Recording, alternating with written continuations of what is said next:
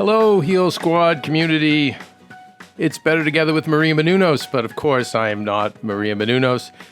On this Monday, March 1st, we'll start out with the quote of the day. Kelsey, I guess I'll read it. Right? You got it, Kev. Much of our anxiety and stress comes when we're focused on fear and disconnected from the voice of our inner guide. That, of course, comes from Gabrielle Bernstein, who is a world-class healer and also a dear friend, and is going to be co-hosting the show with me tonight, stepping in bravely for Maria. We'll do our Good News Monday because I know that's what you're used to, and then we'll do a little update on what is going on with Maria, and then Gabby's going to heal us all. That's right, she is. I can't wait. All right, to this good news. I could use some, Kelsey. Okay. Well, I had to just stop our music abruptly, Kev, because I have to get our good news movement music.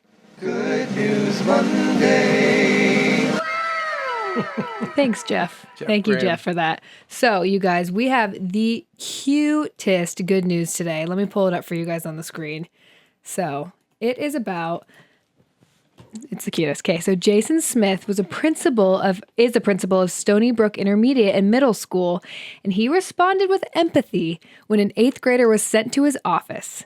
The student was refusing to take off his hat and attend class, and it turns out it was because he was embarrassed of his haircut.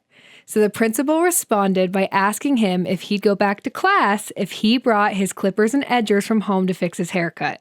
The deal was agreed upon by both parties, and the principal did just that, fixed his haircut. And so he downplayed He downplayed the gesture by saying it was part of his goal to bring solutions to problems instead of creating more problems, and that he did just that. So I thought that was the sweetest story ever. Now we have to bring in Gabby. I love that. Yeah, I'm like sitting here chomping at the bit. Wait, that guy's channeling me. Right? I'm all about finding creative solutions. Yep. So, can I be the devil's advocate? Because I was playing this through in my brain, and I think of the 20th century way I was raised, where, I was just shy of the nun that would take the hat off and smack you in the back of the head with a ruler. Right. But they would be like, no, deal with it. And part of me is like, well, that's life and it prepares you in a different way. But then part of me was like, what really good came out of being like that? Just saying, go out and be humiliated. I guess it makes you tough for later. But as I reason it out of my brain, and as you guys bring me into the 21st century, Gabby, you and Maria and Kelsey, I go, I like that. First of all, I love it as far as it's very sweet, but I guess it is the healthy thing to do, right? Yeah, it's definitely the healthy thing to do, particularly with a kid, because kids from the age of 7 to 25, their brains are still developing. 0 to 25. And so everything is very, their brains are like sponges. So everything is imprinting. And the moment of humiliation, of I have to go back to class and being forced to go back with a haircut that I'm embarrassed by, could actually be that simple moment that you might sit here from your upbringing with the nuns and say, oh, tough love, let it go, get over it. No, it shattered me. It was awful. Okay, exactly. There you go. It shattered you. It was awful. It was terrible. Use your own words, Yes. It's shattering. It's awful. And it's those simple moments in time that can actually greatly affect the human's future. Oof. I don't want to say that we have to protect our children from every small thing, because you're right, Kev, that people have to have difficult experiences. But what this, I guess it wasn't the principal, what he did that was so beautiful was that he taught him to seek solutions rather than problems. Mm-hmm. And that's a beautiful lesson in resilience, that something's not working. What's the solution rather than the problem? Yeah. And he didn't just give him his way.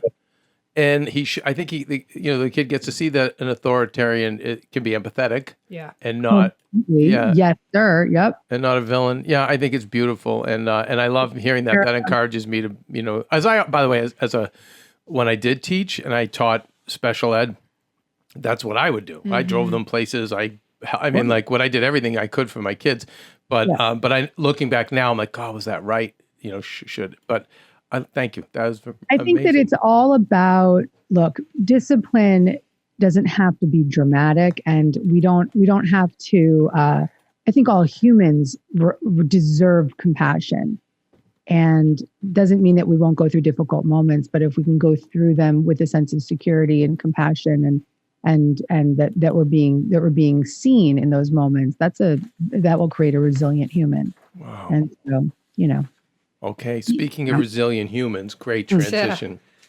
Talking about my beautiful wife, Maria. You know, a lot of it is Maria's story to tell, and she will. But Maria, you know, it's funny, Gabby. Maria and I, we operate a lot like in our life. We're moving that football down the field, and as I've always said, there's a skill set to get it there the first 80 yards, and then there's a skill set for that last 20. So, you know, on a show like this, it's mostly female audience. It's probably going over people's heads, but I usually do that 80 yards. Like I do the grunt work and this and that, and then Maria fine tunes and does the 20. And most of the things that we do. So she had to go back west, excuse me, for some very important stuff, knowing that I had everything under control here with mom and dad and the show. But the plan was she was going to do the show back there, and she did one episode, right, Kelsey, from back there? Yeah, she did a couple, actually. She did a couple. And then she was getting increasingly sad and then tired. And then there was one day she, I think, was getting a doctor's appointment or some appointment. She didn't even know where she was.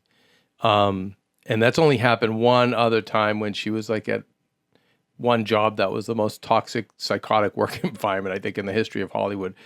And I, you know, I can say, don't worry about it. I'll handle everything, whatever. And that's usually what I say. And I'll clean up all the messes. Don't worry. But thank God. Did she reach out to you, Gabby? Or Yeah, did you? she did. She reached out to you.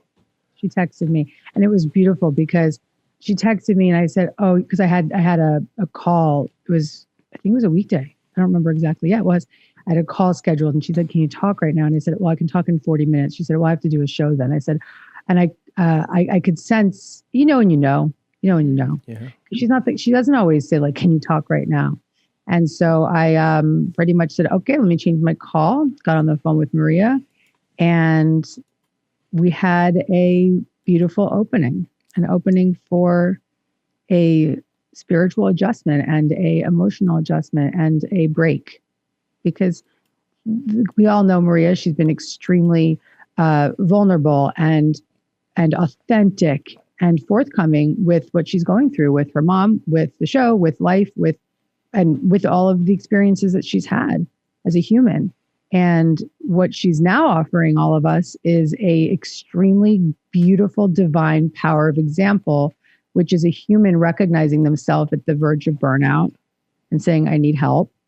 And when we have that slight willingness to get help, that's when the miracles start to set in. Wow. And so Gabby called me and said, we need some kind of intervention here for this. And you know, I will tell you as you know, someone who's next to her, you know, Maria worries about everyone. And when I say everyone, I mean it.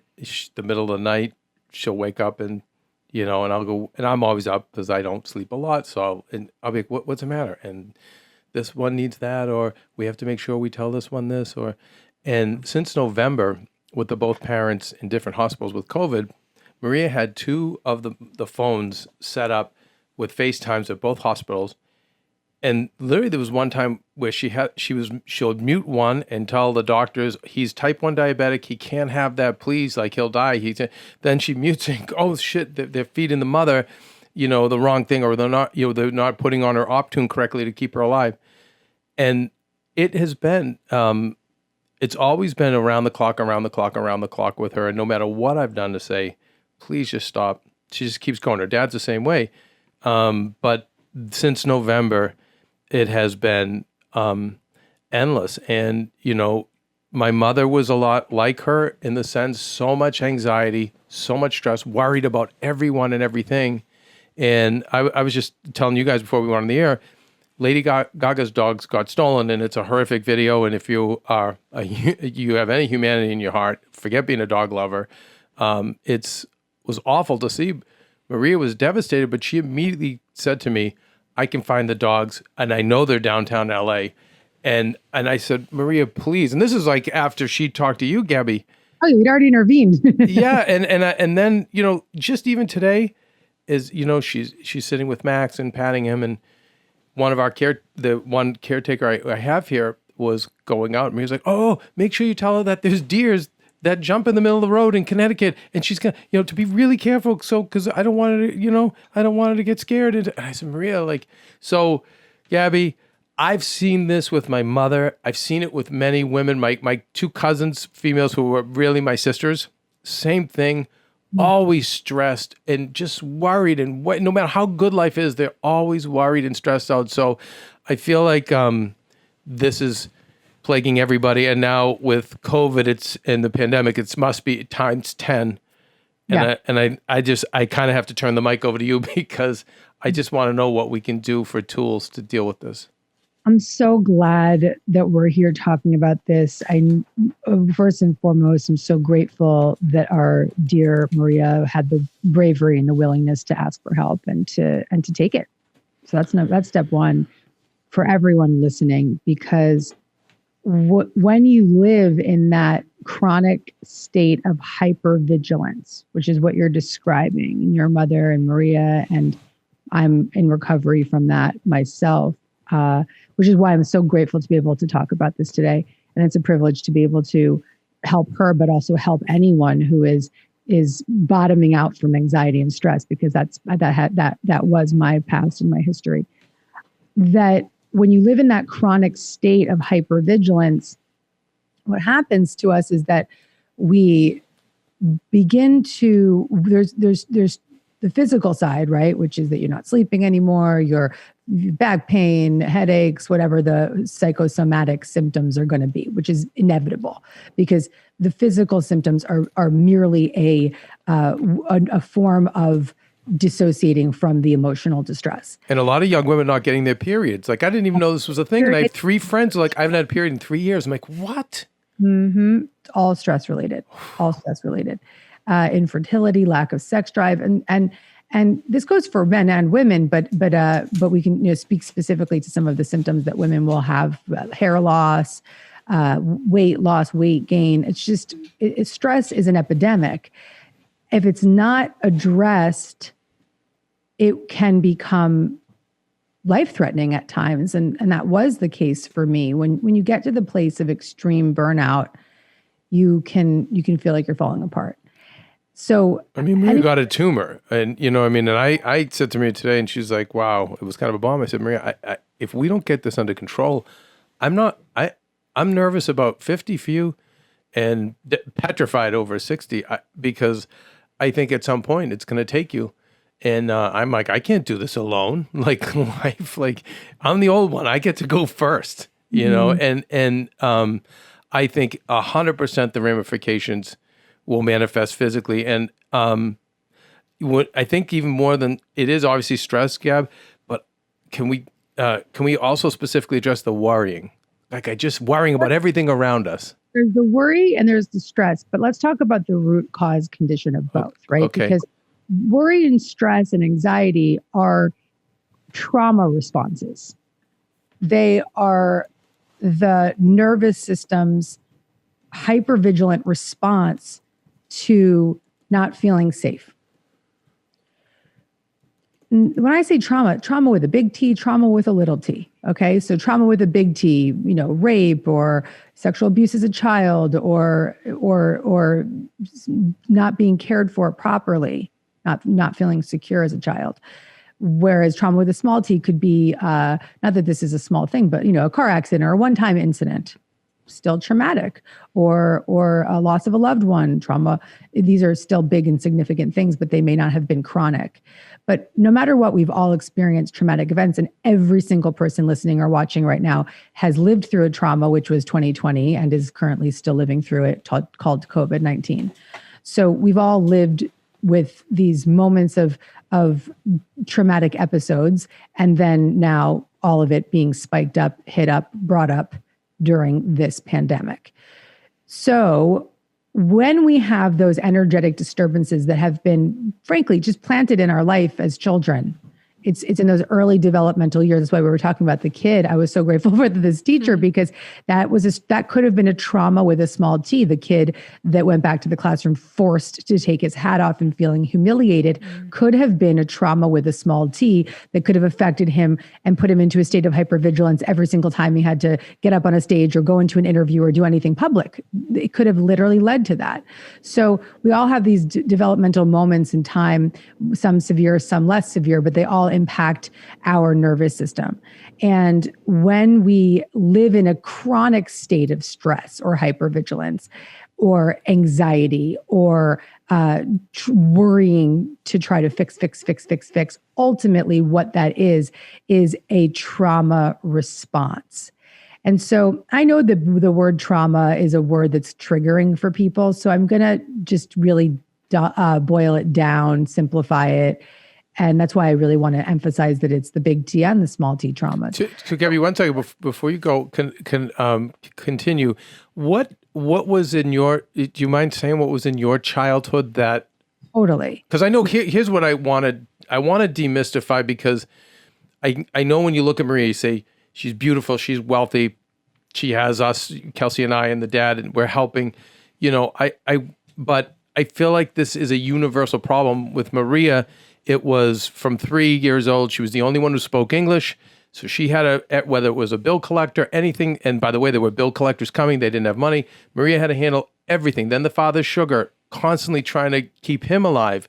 It just never stopped. So that was Maria. And I think that's, people understand that. What was in your childhood?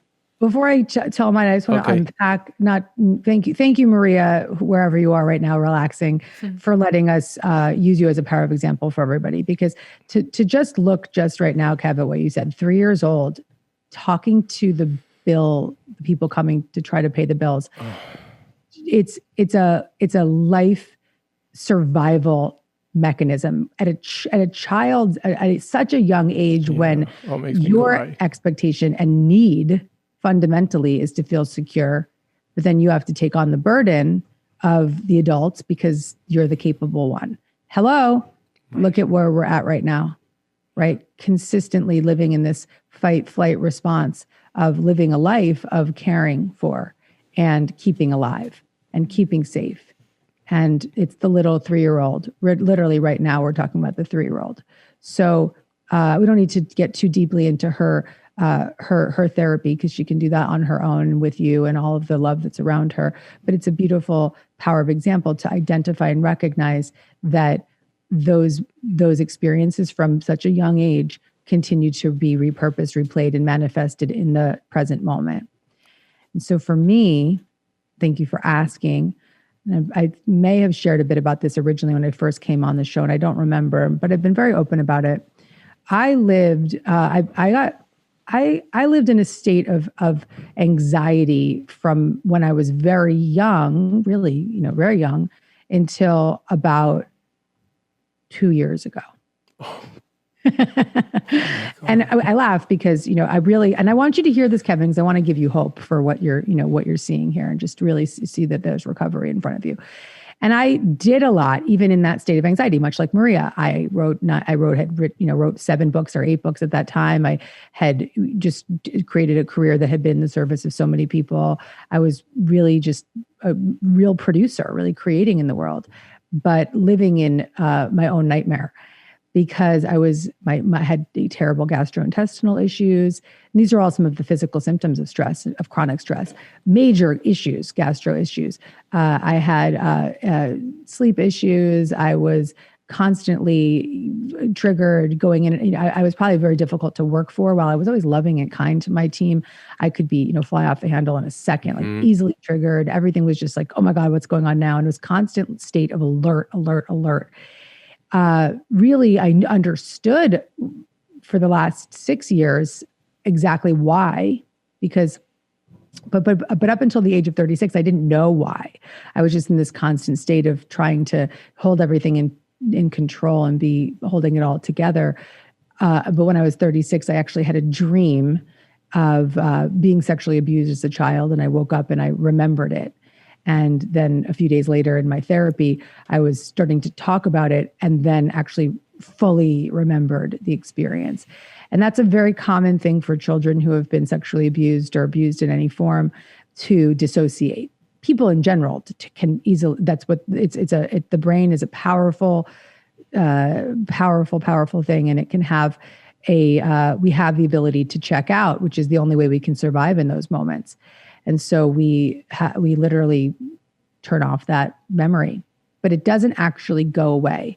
So in my case, I relived that trauma over and over again. Every single time I felt out of control, every single time I felt like I wasn't being taken care of, every single time I felt like I had to do it all myself. Everything was this constant state of fight flight because I was reliving that unresolved traumatic event. Wow. And that was the root cause for me. And that makes so much sense. Even like a lot of other females I know react like that. That's why. And so with Maria, she also had to deal with a lot of violence. And it wasn't, thank God, sexual, at least we don't think, but violence. And now this really makes so much sense. And when I see it in other people too, so go ahead, continue. No, keep interrupting me. Not interrupting, but keep weighing in, because I think that one, it's just really valuable for everyone listening to also hear your side of the story, Kev, because you have another part in this, which is you're the caretaker too, right? And you're talking about your own stuff, which is your mom's story and your aunts and your cousins and now your wife, right? So we all have these, you probably grew up with stressed out mom. And so I care for her. I'm just guessing, but I'm in the pursuit of caring for her. And now here you are in the pursuit of caring for Maria, right? So it's just, it's your response as well. So we all have it. Everyone has different stories and everyone has different experiences from their childhood, but we all suffer, and we've all had suffering in our life. And that suffering manifests often in the form of anxiety or hypervigilance, or in some cases, addiction to saving people, addiction to worry, addiction to drugs, addiction to alcohol, all the different ways that we try to numb out and stay sane and stay safe. But for today's conversation, let's talk about the addiction to anxiety, the perpetual repetition of anxiety.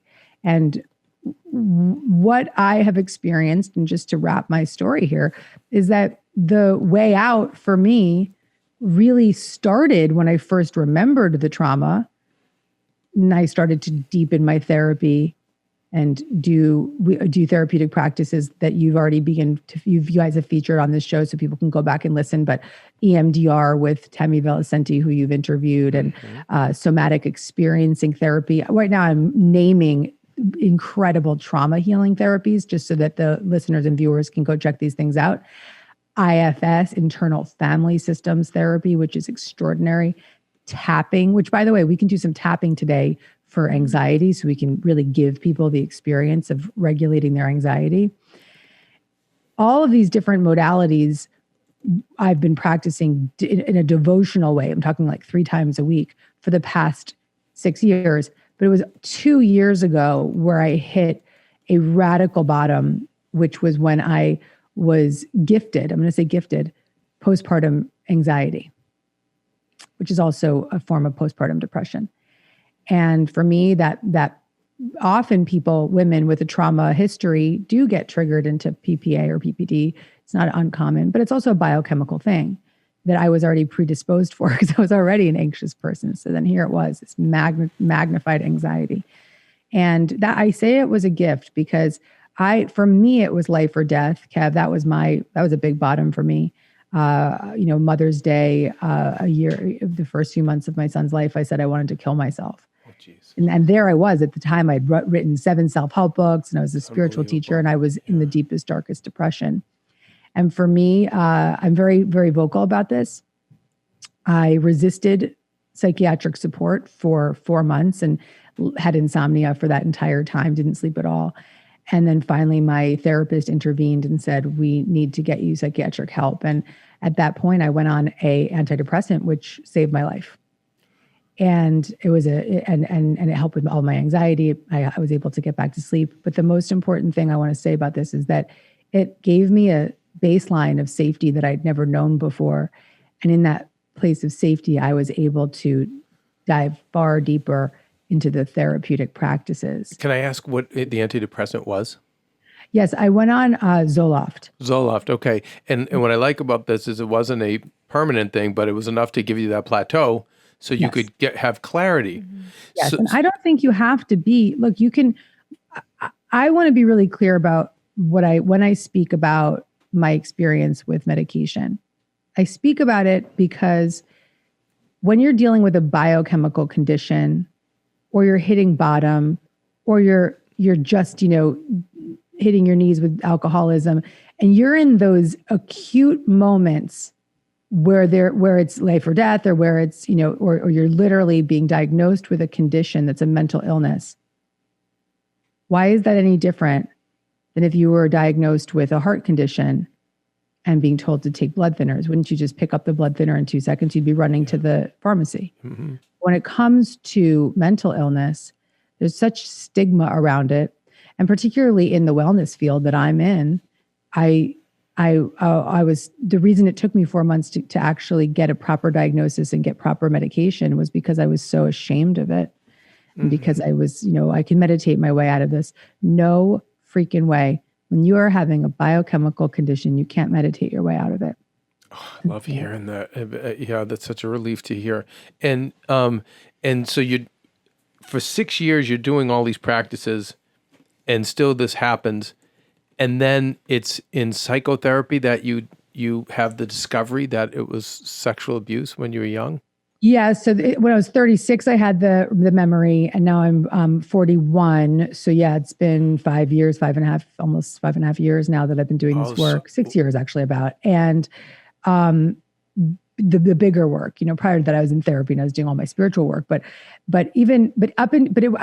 that the postpartum anxiety was the gift, because I would never have gotten to the deep therapeutic work I needed to do at the hypervigilant state that I was in, even with like 4 years of EMDR and SE and all the things I was doing. I needed to have some psychiatric support to get me to a new baseline so that I could do the deeper work. And that was where like the real exorcism happened. That's where the real shifts could occur. With the psychiatrist or the psychologist? No, with the EMDR and the SC and all the practices I was doing, but it was getting to that baseline of safety. Okay, I see. Go deeper. Okay. Right? So I just want to be really clear though with people listening. Look, meds are overly prescribed in all areas, whether it's, take a pill because you have acid, you have acid in your stomach. Okay, well, why don't you change your diet, right? So there's overprescription for everything in this country. And I would always recommend that people get a proper diagnosis. I am not a physician. I do not recommend that people just jump on meds, but with a proper diagnosis. And particularly when you're in an acute situation with unresolved trauma or addiction, or even and in some forms, dissociated memories, or whatever it is that you may be unable to get to a safe enough baseline. Gabby, was that the first time you felt safe? My life. Yeah, my whole life. That was it. So that feeling of safety is what ultimately gave you the clarity. So it's like we almost have to get someone to that feeling of safety, right? Yeah. And there's ways to get to that safety without medication. Like, let me be very clear, right? So and by the way, up until the point of getting medicated, I was also getting safer and safer and safer with all the therapy that I was doing. But the trauma is a lot to unpack. And so having support in whatever form you can get it is very valuable. And, it's also something that I would highly recommend, that whether it's facing trauma or facing psychiatric issues, it's very valuable to have the right resources. Can we back up a little bit to see, because I feel like, halfway to the problem is knowing, right? So like when you found out what went on in your childhood at 36, you were halfway there. So it seems like the first order of business is to find out maybe what happened in your life to get to this point of acute worrying. Would you say, is that step one? Yes and no. First of all, I appreciate that you're really, really intuitive. Yes, it was halfway there. You're right. That was only halfway there. Remembering was only halfway there. Because then you've remembered, okay, so now you know why you've been running, but now what are you going to do to undo the behavioral patterns and the energetic disturbances and the trauma responses? So that's 50%. And I'm still in that 50%. I'm still working it every day like a full-time job. So do you have to remember? Do you have to know exactly what it was?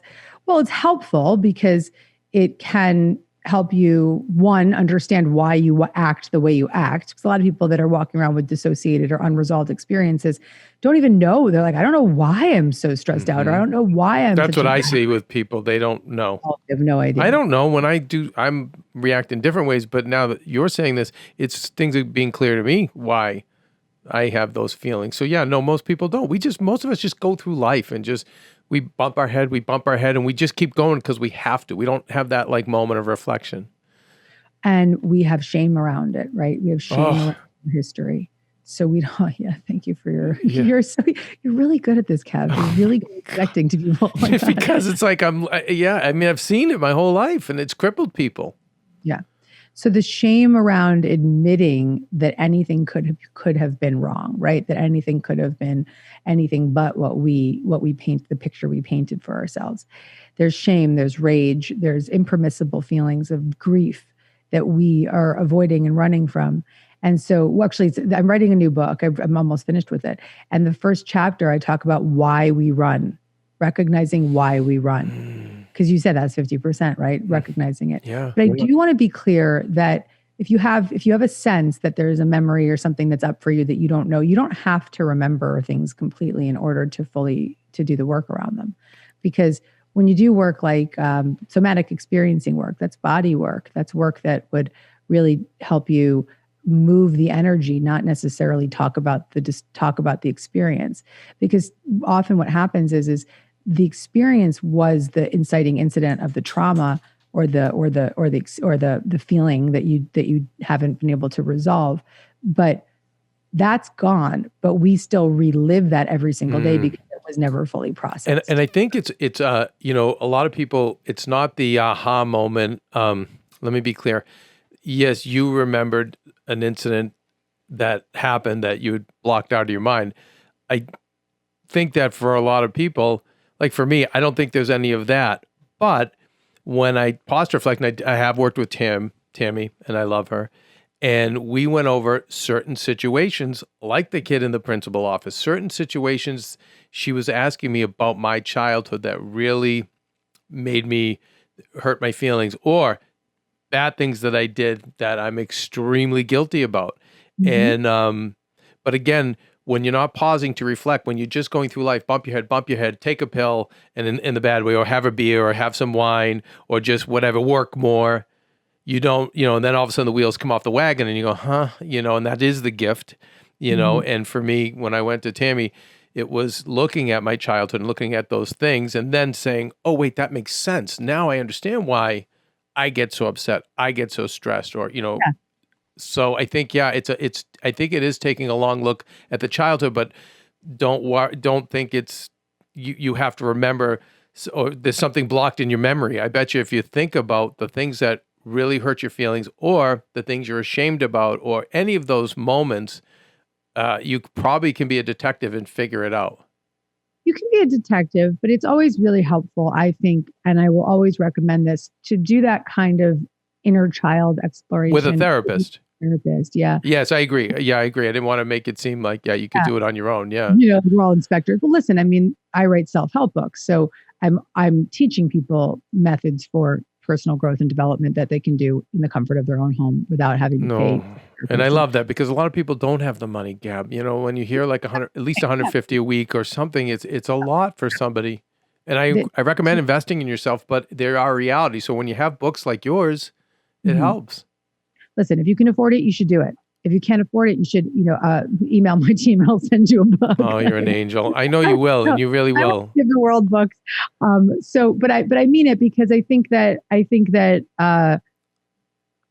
when I say like doing the deeper exploration of these child parts, it can bring up a lot. So you want to be careful, conscious, slow, have a support system of some kind, whether it's a coach or a therapist or a friend or a loved one, or a 12-step program.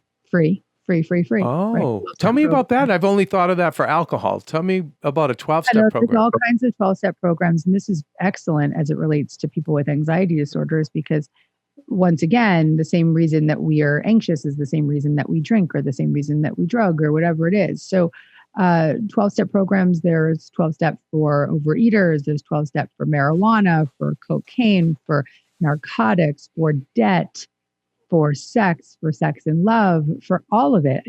There is a program. You just Google Overeaters Anonymous in the name of your town, and there will be meetings on Zoom that will pop up. So a 12-step for whatever addiction that maybe you have that's a manifestation of whatever's gone on in your past.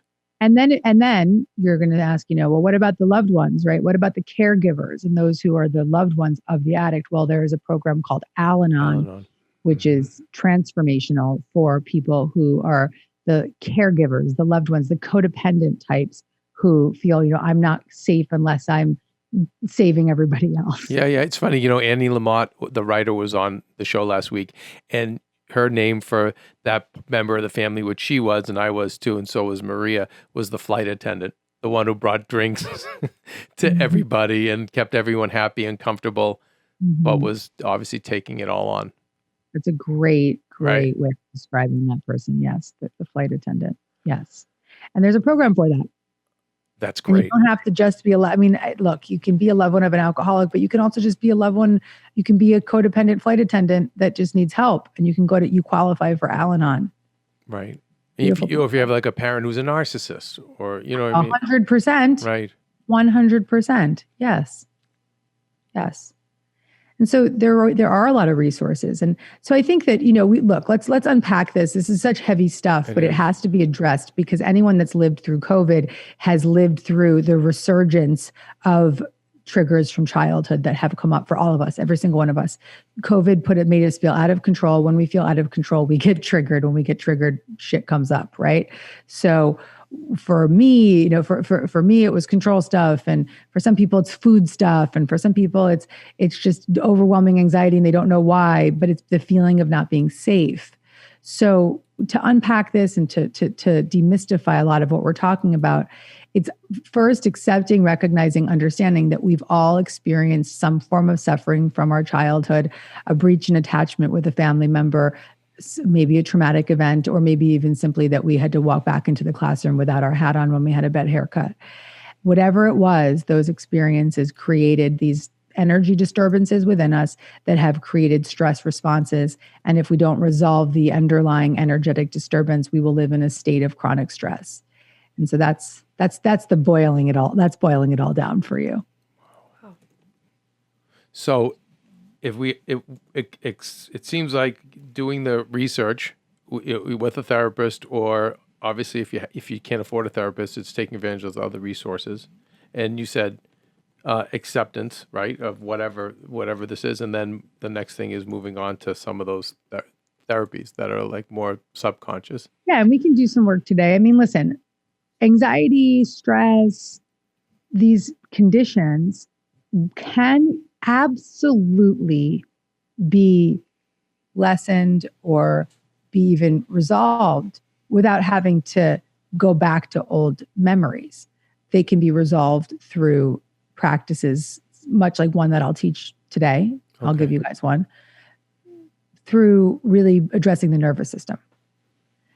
Because it's not, like I said, it's not about that inciting incident. It's about the energetic disturbance that's being repeated, and it's in a neural loop. It's just like, constant trigger, conditioning, trigger conditioning. And it just goes in this loop.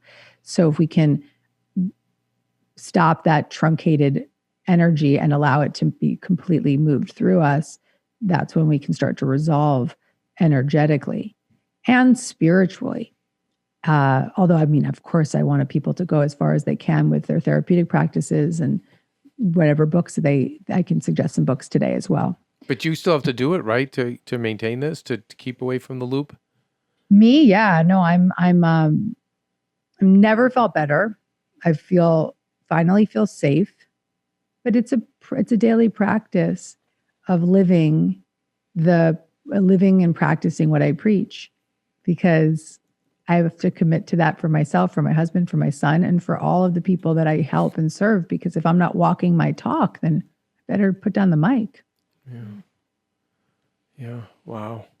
I think it's funny. I know a lot of healers that have to do so much work on their own too. You know. Well, listen, if you're seen as like a self-help or personal growth person or a healer or a doctor, and you're not doing your own work, you better shut the F up and back down, because, and I'm so serious about that. And I didn't say the F word here because this is not my show, but I want to. I think you can. You're okay, Gab. Yeah, I think you can. Yeah, you can. Step the F back, because how dare you preach something that you are not living? And look, does it happen? All the time. But it's actually not safe, because I feel that whatever it is that you're teaching, you want to be able to embody. And that's why I think teaching from an authentic place is the most valuable thing you can do, because you can say, look, I'm actually in this right now. This is what I'm living right now. That's practicing what you preach. I'm going through a hard time is practicing what you preach, just being forthcoming about it. Look, when I was in that constant state of hypervigilance and living that way and still working as a spiritual teacher, I was extremely authentic about what I was going through. I was very vulnerable about it. And I was also, most importantly, only teaching from where I was. So I wasn't trying to teach people how to change their nervous system when I wasn't able to do that for myself yet. Do you know what I mean? So I'm just bringing that up because you want to, when you are looking for teachers, whether it be somebody that's writing self-help books or a spiritual teacher that you follow online or a therapist that you follow, you want to make sure that they're walking their talk. And you'll be able to feel it. I feel like there's, and it's funny, and I love, Gabby, and since you've been helping us with the show, I want to have you back because I feel like this is about worrying and anxiety. And I feel like there's there's many episodes with you, but I think I'd love to do another one on burnout. Because I feel a lot of people burnt out now too. So Maria's between, it seems like, right, between the high anxiety, but then also a little burnout too, maybe. Well, she's burnt out from the anxiety. Mm-hmm. So the anxiety leaves someone in that constant fight flight response. And when you're in that, you literally, your candle burns out. You just, you push beyond your nervous systems. You go to what is called the allostatic load. You hit that allostatic load where you're past the stress response. And that's when we start to get sick. That's when we start to break down. And thank God Maria was wise enough to catch herself. And by even texting me, that was an spiritual intervention. It's just recognizing I'm about to break. Let me text. And I was joking with her that God was smart enough to tell her to text me because God knew that I would kick her in the ass. Amen. Amen. Well, I worry about the friends that don't have the Gabbies, and I hope that there's people who hear this and can think preemptively. Maybe they're not to this extreme, but you can go there. You can go to this point of a nervous breakdown or eventually like something even physical with your health. And so I think this is great advice for those people. And then for the other people where it really is extreme, I do get sad because, they don't have a Gabby or even friends that can understand. Well, I think that they have this show, which is so valuable because there are a lot of resources because of podcasts and YouTube that are life-changing resources that can redirect people's lives when my late mentor is Dr. Wayne Dyer. And I remember being in Wayne's audiences like 15 years ago when people used to watch PBS on TV and they would say, or even in 12-step meetings, and people would be like, I was going to, commit suicide this night, but then I turned on the TV and Dr. Wayne Dyer was speaking, Mm-hmm. And like, I've had moments like that where like Joel Osteen was on, like I was like having a meltdown and like I turned on the TV and Joel's like preaching. I'm like, yes, Joel, Yeah. So that's the same now with these podcasts that God works through the internet to guide you. If you're the breaking point, like in Maria's case, it was call Gabby. In somebody else's case, it might be listen to that show. Mm-hmm. And cut the news and cut like anything else that is making you feel worse. Even being on Instagram or Facebook, if that stuff is upsetting you to see other people and what they're doing, or just cut it. And then move on to what you're saying. Yeah, and just trust that, this is like, as much as this is a practical conversation, it's also a spiritual conversation, but to trust that when you are in a crisis, that action or a bottoming out, that's the miracle. Rumi said, the wound is the place where the light enters you. That's the miracle. And so that's why I said to Maria last week when we were talking, I said, congratulations, you've hit bottom. What a miracle. Here we are. Let's start over. I think it's what I always say, Gab, and again, I'm on my regular guy perspective, is if you don't succumb to addiction or, medicating or unethical practices, when you do bottom out, that really is the miracle. That is where all the good things will come. And to try, and even for me, I'm always like, I need to remember that for the next time. The valleys. Yeah, at the valleys between the as I think it was Anne Lamott, right? It was Nicole Levant was saying that it's not glory to glory. It's in between the two glories is the valley, and that's when. And it's hard to remember that, but try to remember that for the next time you have that, because 100% of the time, what I've seen with people and myself, as long as you're not doing those things I said, great things will come. Like, doors will open, revelations will, all of it, everything you're saying. Yeah. And if someone's listening right now and they're in a bottom, they're living through a bottom, congratulations. This is the turning point. Often it's only in those moments of crisis that we have the bravery and the willingness to ask for help, or to listen to a show like this, or to pick up that book, or to practice the practice. So I can't emphasize enough the benefit and the value of those valleys. And then here's some great news. Here's some really optimistic news. You have that bottoming out and you start to gain some recovery and you create momentum around that recovery and you start to create more momentum and more momentum. The valleys are less steep, I guess. The fall is less steep, or you come back faster. And it's not that life isn't difficult, it's just that you have a faster comeback rate. And you are more resilient. You become more resilient. And you intuitively know how to handle situations that you otherwise may not have been able to handle. And you know where to go and you know what to do and you have the resources. And so actually, I want to give you guys a tool for anxiety today that will be something that people can return to in this episode over and over and over again if it's something that they need. It can be an extremely high value to someone in the moment of just extreme anxiety or fear. And this is a practice of self-regulating. It's a practice of really moving from that sympathetic nervous system to a parasympathetic nervous system through what is called tapping. And I believe that you've done some tapping on the show. I think you have, right? Mm-hmm. Yeah, with Patty Pad. Mm-hmm. Great. Nick's a very close friend of mine.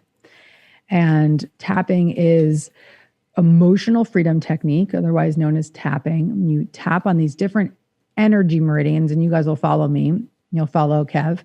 And Kev, you and I will do it together because I actually want to tap with you, Kevin. Okay. But what everyone will do it, because I want to actually help to support you in this moment because you're the carer, right? So let me care for you. And the beauty in this is that everyone that's listening, or when you're not driving, because you can't tap and drive, but when you're not operating machinery and watching or listening, you can tap along with us. And if you're listening, you can always go to the YouTube video and watch me as well, because that can be helpful. And you tap along with us, and what it's called is you borrow the benefits. Because you tapping and doing the practice, you borrow the benefits of what Kev and I are going to work on right now. I love that, borrow the benefits. Right. And that's what, anyone that's listening to any of the therapeutic stuff that's happening on this show, they'll be borrowing the benefits. And so can before we start, have so many questions. When we go, can you, the sympathetic nervous system to parasympathetic, can you give me that in layman's terms? Yeah, layman's terms, stressed hyperarousal, fight, flight response to relaxation, proper digestion. Okay. Calm. So parasympathetic is maybe a healthy form of sympathy. Yeah, it almost feels like when you say those two that the sympathetic should be the relaxed state, but it's the opposite. So the sympathetic is like that hyper active, anxious fight flight response, part of the nervous system, and then the parasympathetic nervous system is when we start to regulate that energy and relax and breathe and calm, and you digest properly in that state. You're at ease. Okay. Thank you. So let's tap on anxiety, and because I want the whole audience to have this as something that they can return to, but maybe for you, Kev, just if there's anything specific that you're anxious about, why not have this opportunity for me to support you in this moment as well? Because, why the fuck not? I mean, thank you. I'm anxious about Maria. You're anxious about Maria. Yeah. Okay, beautiful. So from a scale of 0 to 10, 10 being the highest, where are you? This is really hard because Maria always figures it out. So I'm bad because I always Maria will figure it out. Maria will figure out how to get rid of a brain tumor. Do you know what I mean? It's terrible because the mother has told her sister, Maria's got this. So this is poor Maria. So it's hard for me to say that I'm at a 10 for anxiety because I'm Maria's going to figure it out. But I will say that with this, I don't know if Maria can figure it out. So I'll go all in with an 8. I think you're at an 8. Yeah. Okay. Beautiful. I really appreciate the vulnerability and the honesty with that. Okay, good. So for everybody that's going to tap along with us, decide right now about what you're anxious about. And from a scale of 0 to 10, where are you? So I'm just asking everybody to decide right now. And when we tap on Maria, you guys can tap on, just replace the word Maria with whatever your anxiety of choice may be. Okay, so let's start to tap wherever you are in the world. Tap. Remember, I'm not a medical doctor. I'm not a therapist. I am a self-help book author. And so if this in any way activates or triggers you, I recommend contacting a therapeutic support system. And I can give some resources at the end. And I don't anticipate that this in any way will activate people. It's only going to soothe. Okay, so let's tap on the karate chop point. You can see me, Kev. So for audio listeners, it's right or left hand. Does it matter to make a fist? No matter what side, it's the side of the hand. Okay, and it doesn't matter at all. So you're making a fist, and then you're taking the other hand and you're tapping. Yes, thank you for talking to the audio listeners. Beautiful. And if you also, are confused, you can Google the tapping points and just look them up, and they're right there on the internet. So tapping on the side of the hand, I'm going to have you just repeat after me, Kev, okay? Okay. Even though I'm anxious about Maria. Even though I'm anxious about Maria. I deeply and completely love and accept myself. I deeply and completely love and accept myself. Even though I'm anxious about Maria. Even though I'm anxious about Maria. I deeply and completely love and accept myself. I deeply and completely love and accept myself. Even though I'm anxious about Maria. Even though I'm anxious about Maria. I deeply and completely love and accept myself. I deeply and completely love and accept myself. All right, let's do the eyebrow point. And it's where the hair of the eyebrow meets the bone, right there on the side of the eyebrow. I'm really anxious about Maria. I'm really anxious about Maria. Side of the eye, the temple. Okay. And I really have a high level of anxiety. And I really have a high level of anxiety. Under the eye. I'm at an 8. I'm at an 8. Tapping under the nose. I'm at an 8. I'm at an 8. Chin. And all that means to me. And all that means to me. I tap on the collarbone. You can do 2 hands or 1 hand. I'm really anxious about Maria. I'm really anxious about Maria. Under the arm. We're here again. We're here again. Top of the head. And I don't want it to go back to the way it was. And I don't want it to go back to the way it was. Eyebrow. I really don't want it to go back to the way it was. I really don't want it to go back the way it was. Side of the eye. I feel really out of control. I feel really out of control. Under the eye. And I want to try to control it all. I want to try and control it all. Under the nose. And I'm not sleeping well. And I'm not sleeping well. Chin. I'm trying to hold it all together. I'm trying to hold it all together. Collarbone. I got to hold it all together. I got to hold it all together. Under the arm. I got to hold it together for Maria. I have to hold it together for Maria. Top of the head. I got to hold it together for the parents. I have to hold it together for the parents. Eyebrow. I got to hold it together for the show. I have to hold it together for the show. Side of the eye. Got to hold it all together. I have to hold it all together. I'm really anxious about Maria. Under the eye. I'm anxious about Maria. I'm really anxious about Maria. Under the nose. I'm anxious. I'm anxious. I feel that anxiety in my chest. I feel that anxiety in my chest. Feel it in my body. Collarbone. I feel it in my body. Under the arm. I feel it in my body. I feel it in my body. All that means to me. All that means to me. Eyebrow point. And I'm even anxious about the anxiety. I'm even anxious about the anxiety. Side of the eye. Fucking anxious about the anxiety. Fucking anxious about the anxiety. Under the eye. Because how can I keep it all together if I'm anxious? Because how can I keep it all together if I'm anxious? How can I keep it all together? How can I keep it all together? Chin. How can I keep it all together? How can I keep it all together? Collarbone. I'm anxious about the anxiety. Anxious about the anxiety. Under the arm. But in this moment, I'm doing something powerful. But in this moment, I'm doing something powerful. Top of the head. And I'm brave. And I'm brave. I want you to hit the eyebrow again. I'm brave enough to heal. I'm brave enough to heal. Side of the eye. Because it's actually not just about her healing. Because it's actually not just about her healing. Under the eye. It's about mine too. It's about mine too. Under the nose. This anxiety is revealing something to me. This anxiety is revealing something to me. Chin. This anxiety is revealing something to me. This anxiety is revealing something to me. Collarbone. Thank you, anxiety. Thank you, anxiety. Under the arm. Oh my God, thank you so much, anxiety. Oh my God, thank you so much, anxiety. Top of the head. I can really accept that right now. I can accept that right now. Eyebrow point. I can accept that my anxiety is a teacher. I can accept that my anxiety is a teacher. Side of the eye.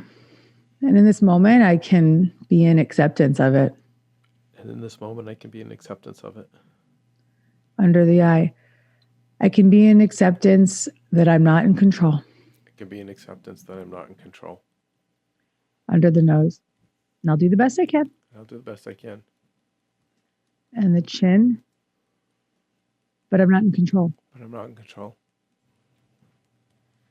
Collarbone. I accept that I am not in control. I accept that I'm not in control. Under the arm. And then take a deep breath. Top of the head. Thank you, anxiety. Thank you, anxiety. Eyebrow. For revealing to me. For revealing to me. Side of the eye. Some more stuff I can heal. Some more stuff I can heal. Under the eye. Because that's what I'm here for. Because that's what I'm here for. Under the nose. I'm here to get better together. I'm here to get better together. And chin. I really mean that. That's what I'm here for. I really mean that. That's what I'm here for. That is what I'm here for. Collarbone. That's what I'm here for. That's what I'm here for. Under the arm. So I'm at peace with my anxiety in this moment. So I'm at peace with my anxiety in this moment. Top of the head. I accept it. I accept it. And in eyebrow. In accepting it, I can let it relax. In accepting it, I can let it relax. Side of the eye. Just take a deep breath. Under the eye. I can be present in this moment. I can be present in this moment. Under the nose. I can be present in this moment. I can be present in this moment. Chin. I'm safe in this moment. I'm safe in this moment. Collarbone. I'm safe in this moment. I'm safe in this moment. Under the arm. I am safe in this moment. I am safe in this moment. Top of the head. I am safe in this moment. I'm safe in this moment. Deep breath. Deep breath. You can stop tapping and just take one more deep breath in. Let it go.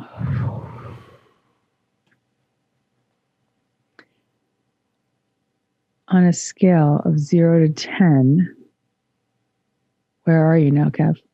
I'm a lot better. I'm like, I would say 3. Yeah. Nice. Because I feel, everything's connecting to me that like this is leading to something better. So, it's okay.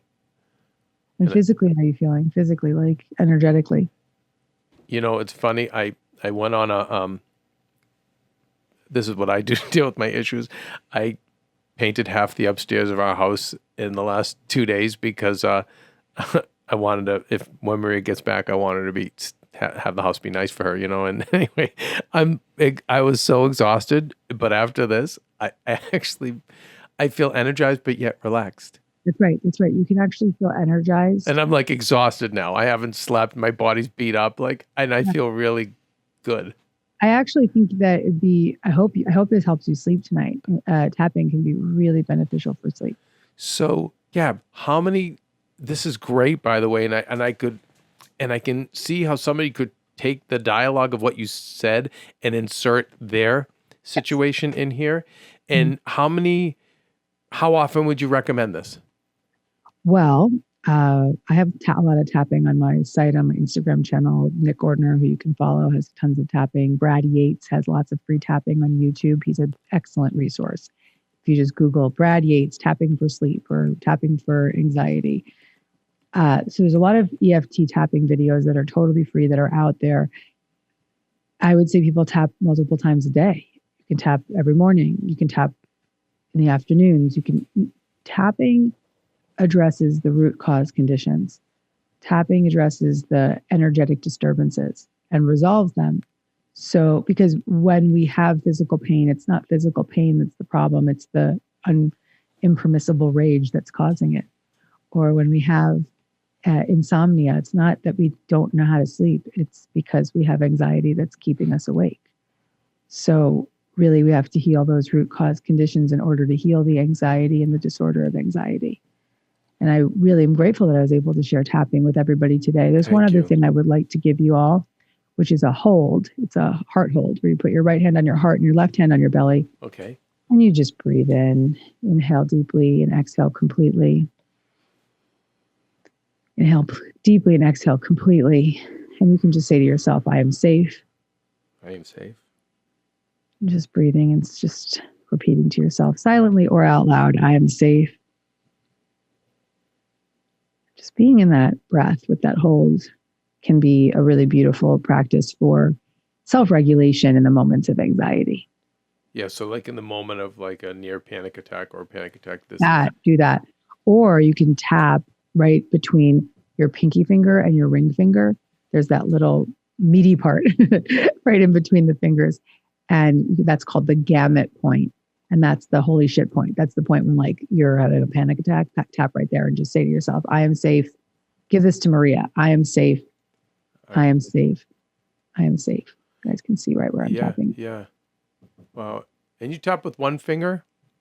2, 1, doesn't matter. Okay, doesn't matter. Okay. When you're tapping on your body, you can tap with 2 hands. Who cares? No problemo. And yeah, before you leave, because I know you only have a limited amount of time, what books would you recommend? Yes. Okay. So let's talk about books.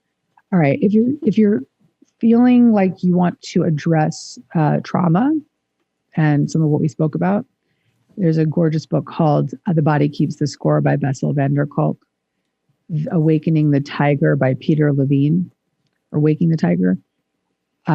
There's anything about internal family systems with Dick Schwartz.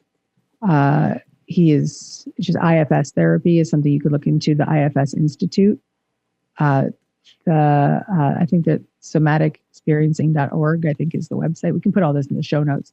Mm-hmm. And so these are some of the great resources for anxiety, stress, and trauma. I also, if you have a child that's struggling with anxiety, read any of Dan Siegel's books, The Whole Brain Child. He's a genius.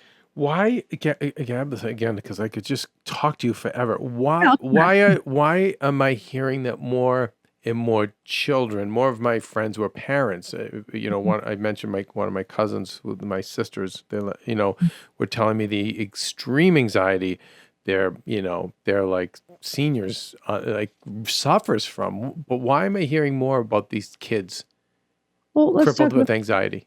mirror neurons. They're sponge neurons, right? That's what Dan Siegel calls it, sponge neurons. They're picking up what's being put out. They're alive in a time of crisis. They're picking up the anxiety of their parents. They're picking up the anxieties of the world. They're picking up the anxieties of the. Have you ever sat in a YouTube or TikTok hole? Some of the scary stuff that you start to see when you start to let that stuff just roll. It's a dark place, the internet, and we're also in a place in the world where there's no way you can be alive without feeling and experiencing the anxiety of the world.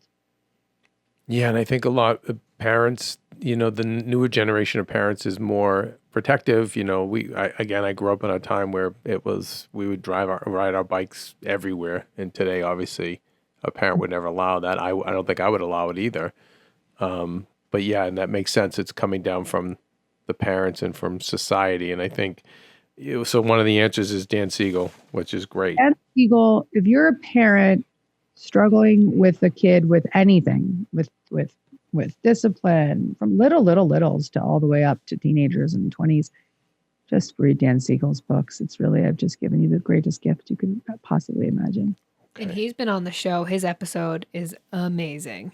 Yeah, listen to his episode. Good to know. So wonderful. Gabby, you gave us such great gifts, and thank you for being in our lives. Thank you for being our friend. And I know we're going to have you back, whether it's for Burnout or something else soon. I know you've been helping us. I want to do a self-worth episode with you, Gabby. Oh, boy. So we addressed a lot of the burnout stuff even here on, we should do more on it. But this conversation is in the pursuit of prevention of burnout. Yeah. Because you can start to address the root cause conditions and start to find these therapeutic practices, or even EFT, or even just listening to conversations like this, you can be in that practice of prevention. Good, because I see so many people right now because of COVID. Like, I know me and our staff, the few that were like, no, I'm not leaving LA. I'm staying. We're going to do this. Yeah. We just white knuckled it. Yeah. And 2 years later, Steven, who's, our producer, I know he's feeling it. I'm feeling it. Jeff Graham, who also was producing. I mean, we just worked harder during pandemic, like 90 hours, and we just wouldn't give up. And I know they felt a lot of burnout. They're feeling it, but I have so many friends that are burnt out right now. So I think if using this for now, but I would love another episode. But there's so many. I want to acknowledge you, Cav, just publicly, if you don't mind. Oh, no, I don't mind. I think you're a really wonderful man. Oh. And I think that I got off the phone with you after we spoke about Maria, and I just said, what a lucky woman she is to have this man who isn't just, washing over the problem, but really wanting to get to the root of it. And that is there and such a rock and such a stable force in her life. And I want to acknowledge you, and I want to just send a lot of light and love to you and send a lot of supportive energy around you, because you deserve it and need it too. Because being the carer can be really a lot. And you're just a beautiful person, and I'm really proud of you. And I just want you to hear that. Thank you. Oh my God, to hear that from you. That's incredible. It's really wonderful. It's funny, Gab, this is probably another conversation because with your husband too, but as a guy, where I was taught from my father, like, and I keep hearing him in my head, like, you take care, you handle it. What the F, Kev? You're a man. This is your job. You know what I mean? Like, there is no, you're not supposed, like in my brain, I'm not supposed to do anything but carry. Like, that's supposed to be that's what I was taught. You're the guy, handle it. Also in your, in the makeup of your brain, right? Your male condition is to be the carer, which is beautiful. And you're doing a great job of that. But also making sure that you're putting your oxygen mask on first. So maybe taking your own session with Tammy, or, whoever it is, whatever you're calling me, whatever it is that you need to do to get the support that you need, so that you are, not the flight attendant, but, instead, really oxygen mask on, healthy, Well, I want to share something. One last thing, Gab, and I think you'll know what all this means. But I think when your partner goes through this and starts to heal, like Maria's already made so many turns of the corner. She's worked with Tammy. She's worked with you, since this started. And as I said, I went on this paint marathon. And I will tell you, my default is to kind of just go into build, fix, do all the, and though I really hate the work, I mean, I hate it, Gab. But the reason I'm fast at it and the reason, I'm always the one friends call is because I hate it so much that I'll work really quickly just to get it done. But I work really hard when I do it. And because it's simple work, my mind runs away with me.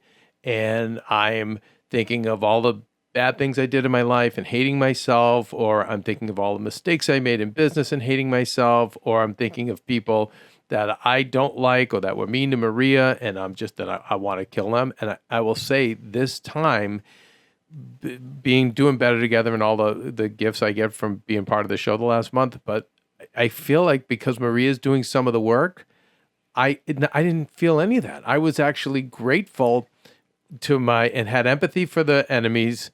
I was empathetic to myself over the experience. I know it just didn't really bother me as much. I was telling Kelsey last night, we had to go to Home Depot to refill last night late. And I was wondering if it was Maria doing the work. Yeah, baby. This is the perfect way to close. Ready? You are borrowing the benefits. Borrowing the benefits, bitches. Yeah. So if someone you love like starts to get better and you're really connected to them, like you can benefit too. Yeah, you guys are really empathically connected, and so the more that she is at but the truth is also and so yes, you're borrowing the benefits and you're doing the work.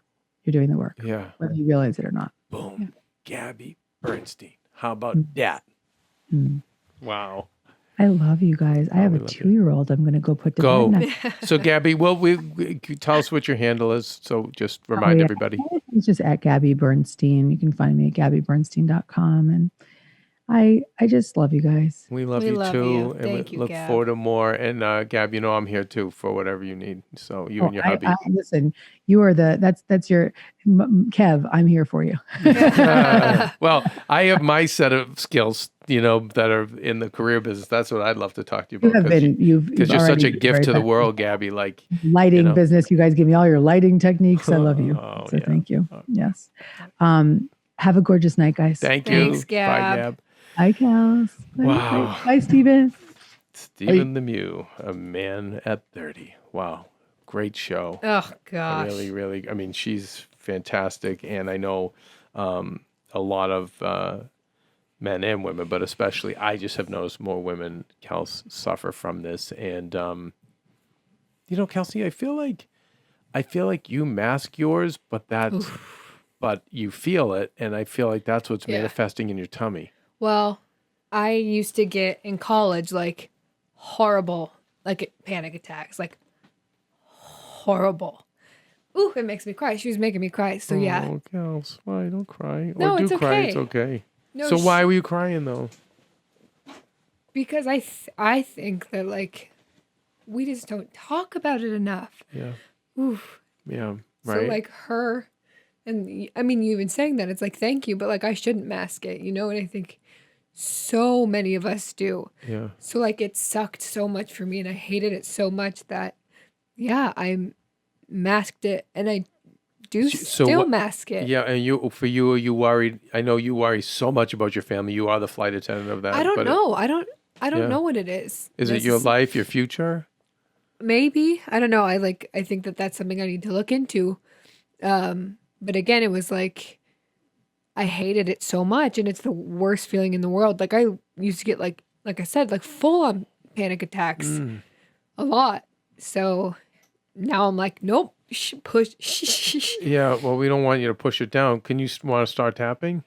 I think that exercise. Maybe I should. No, I think it's a good idea. No, I like why not? I'm only crying because that's my MO. First of all, I'm a Pisces. Hey Pisces season. It's me, Kelsey. But no, it's just like we don't talk about this kind of stuff enough. No, I think Gabby just puts it in you're such- crying, and again, you've always told me this. Oh, I'm a crier. Like, no, stop. That's not true. What it really is that you are so sensitive, and you take on so many of the pain around you, and you're always making everyone feel good and feel happy. And I just know, like, nobody has that. Nobody has the ability to do that and not feel it. And I feel like you Right. take so much in. Well, that's why. And I think too, it's like when you're so focused on everyone else, you can't focus on yourself. Mm-hmm. And I know that's my problem, and it's been.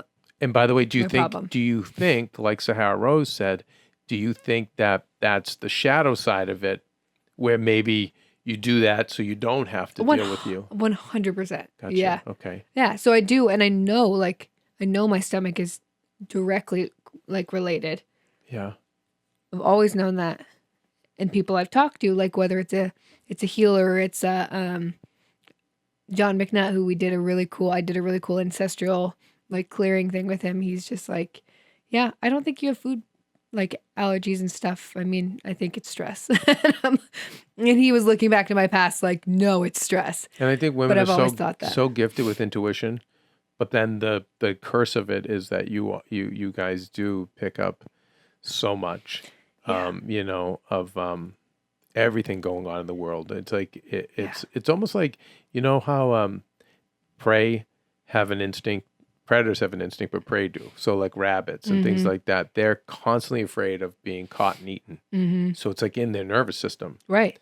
And Always I feel like on that. Yeah. as a woman, and I don't want to further scare anybody, but as a woman, even I've had female friends, it's scary just to go to the supermarket, to walk to the and Literally. How do I argue with that? Because it is scary with all of with what's out there, Or if you're not scared, then someone has to remind you that you should be scared. Oh God. That's usually it for me. I'm like, oh, I'm fine. I'll just go for a walk. No, you shouldn't. No, you. And it's like, okay. So Stephen, I actually, you've got your stresses and anxiety too, but as we're guys, so ours comes out in a different way. We're angry, we're cranky, whatever. But you have it too, right? I mean, Stephen, I know you because you pick up a lot of stuff going on in the world, and it really affects you. I think I distract myself with things that are going on in the world to avoid dealing with the things that are going on in my life. Mm-hmm. I thought what was really interesting with Gabby was hearing about kind of the allostatic load that she talked about. And I've never heard that term before of there's a level of stress response that is a breaking point for humans, which I'd never heard about before, but I've experienced it. I think probably twice in my life I've hit that point. And I remember once when I was 12, I hit that point, and that was a very life-defining moment for me. And then I also remember hitting that point in LA about a year and a half, 2 years ago. Mm-hmm. And I think what was really interesting is that she's giving tools to avoid hitting that, as opposed to saying get to that point, then help yourself. Or, she likes to, she's saying that you need those moments to grow, and it's like a miracle to hit the bottom. But I like that we're also preventing people from getting to that bottom. I think too, if you're someone who is a chronic worrier, it's gonna have, wow. And Winnie starts growling on that. No, come here. Come here, sweetie. Winnie's hungry. But yeah, I think if you are someone who's chronically worrying about things, then it's gonna happen. The wheels are gonna come off the wagon in some way, and even if they don't, but they will. It's just hard, for, as I've said before, and I did say to Gabby when we talked off air when she first called about Maria. I said, Maria's a Ferrari pulling a tractor trailer full of cement. And if we can get rid of that cement, oh my God, she's going to soar. But she still goes 120, but with the cement. Yeah. So I think that's an analogy I think a lot of people can relate to. And I think this really gave us some great steps. I feel like it is opening the hood and looking at your childhood. Like Stephen, what happened to you at 12. I think that's something you really should examine. And these are the things that keep playing themselves out with us. But we said on the Regular Guy Friday show, we were talking about if business is anticipation, then life is reflection, or should be. So, but we don't. We just kind of keep going and going and going and going and pushing and just have a coffee, go, pick the kids up, do this, rather than having these moments to pause and reflect. And, even doing the Tony Robbins Business Mastery, Stephen, you were on that, weren't you? Didn't you do that with us, or was it Jeff? No, I wasn't able to. Okay, right. So there was one guy you would have loved, and because he was all about data and measuring. Businesses don't measure, and data and measuring, and where are our profits? Where are we losing money? And and this is why you won't have success in business, or success is so much harder if you don't measure. And he was all about measuring. Makes perfect sense.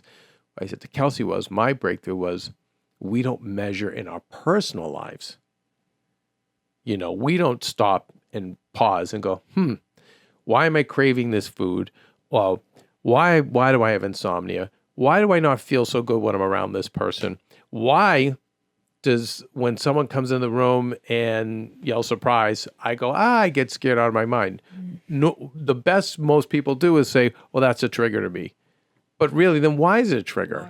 And having that moment of reflection to look at how we grew up and go, oh, and I do feel, and Gabby agreed with me, is that you're halfway there when you realize that.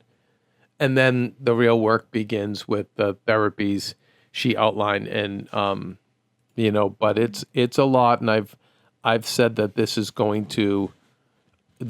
I'd said this before the pandemic, that that mental health and stressors and anxiety was going to really be the thing the 21st century is going to work on and figure out. Well, there was a stat I pulled, Kev. I think it's on our talking point that was pretty crazy.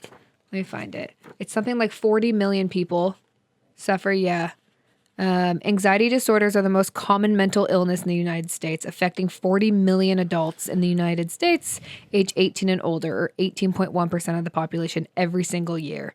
And then kids and children between 13 and 18, it affects 25.1% of them. And, and it's like... Can we double all that for during COVID? Right, yeah. Right. And I do think the parents, us being so worried about the kids and worried about life and what, and then they go online and they're seeing all the darkness there, not to mention, 9/11, post 9/11, school shootings. Yeah. I mean, I can see really why the kids are the way they are. And right now it's all they have.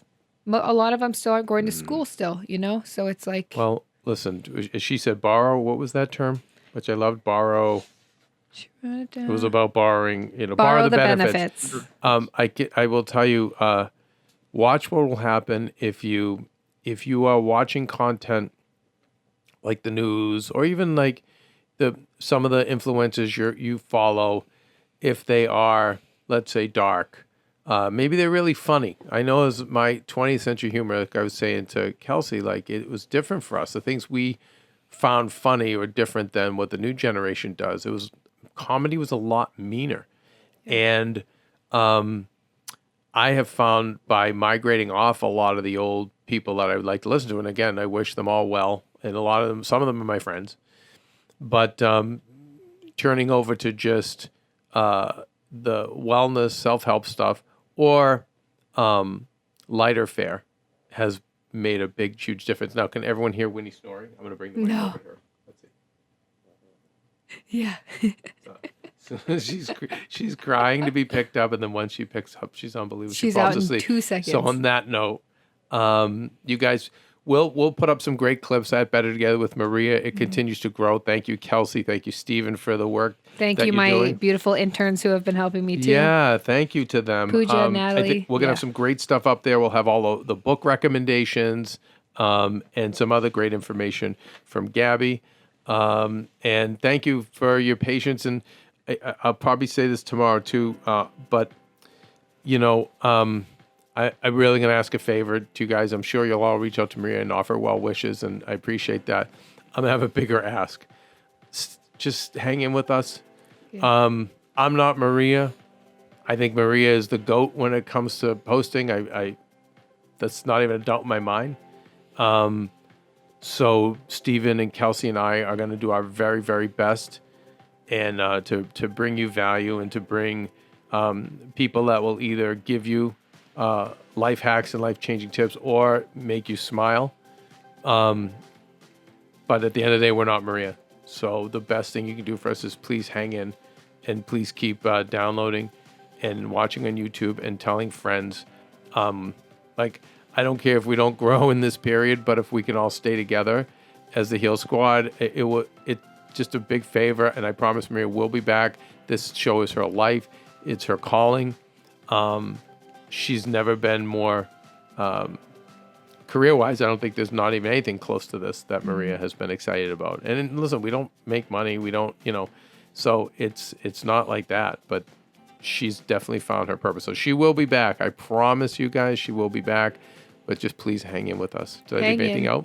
No, Kelsey? I do want to say, I want to echo Gabby, Kev, because that was a great conversation. And it's like, you just jumped right in. You were like, let's do it. So I want to echo her in saying you were fabulous. And I really do think that we will continue to grow through this period, and our Heal Squad's the best, and they're going to support no matter what. And it's not even like they're supporting a pity, like it's not pity support, because you were really, really good. And I'm excited for Maria to heal, for us to keep growing. Yeah, and I want you guys to learn from it too. And even from this, like, guys, I've always thrived the bad times, not just survived. It was always a big thing. I've always told Stephen, like, how do we thrive? Okay, if we survive, good, let's survive. But can we thrive right now? And so whether it was tumor this or tumor that, I always found in some way we would be thriving and growing. So yes, we will absolutely try to thrive and make this grow. And thank you for those kind words, Kelsey. Google Steve Grogan. Not the Steve Grogan from the Manson family. Steve Grogan from the New England Patriots. Actually, to pump myself up, there was a little special on this guy, broken down old quarterback who thought his career was over. And they called him on the bench. He was like the wise old man. His like knees were gone. His elbow was gone. He threw these like wobbly passes. He couldn't run anymore. But he was the last quarterback they allowed to call his own plays. So he basically was his own coach. And he ended up getting the team to, he 6 straight victories. And the other quarterback got better, came in, and they went to the Super Bowl that year. So And Marshawn's going to help you. So that's why I'm Steve Grogan. I'm going to channel my best Steve Grogan. And I'm Marshawn. And I've got Marshawn Lynch, Thank you. my running back. And then who's Steven? Steven, who do you want to be? Well, really, Kev gave me Marshawn. So. That we can call to. I'll be a mascot. Okay. He might be Richard Sherman on defense. We love Sherm. Yeah, he might be Richard Only Sherman. here so I don't get sued. He was in everybody's Fine, face. right? Yeah. Fine. All right, you guys. Go ahead, Kelsey. No, you do it. No, you do it. Want to do it with me? No, you do it, honey. Go ahead. Make good choices. Be nice people. Is it be nice people, make good choices, and be Oh, present? my goodness. We'll get that right. See you That's tomorrow, right. guys. Oh, and can I quickly say who's tomorrow? Because it's exciting. Yes. We have comedians, producers, actors, Sal and Joe from the Impractical Jokers. Good friends of ours. And it's my birthday, so you all birthday. I can't wait. But by the way, so you all have to listen. we've decided birthday month, well, yeah. right? Of So course. we have some limitations here with Kelsey's diet and where we are right now in our East Coast studios, but we're gonna, this weekend we're gonna make. It's going to be great. But you guys have to listen for me, okay? Yes. And they're going to be really funny and awesome. Okay, that's all I have to At say. Kelsmeyer or Kelsey Meyer? Kelsmeyer. At Kelsmeyer 2. And Stephen Lemieux photo. And Princess Winnie. And Princess And Winnie. Better Together. As she's snoring. Yeah. Okay, now I'm done. Okay, bye, guys. Bye, you guys.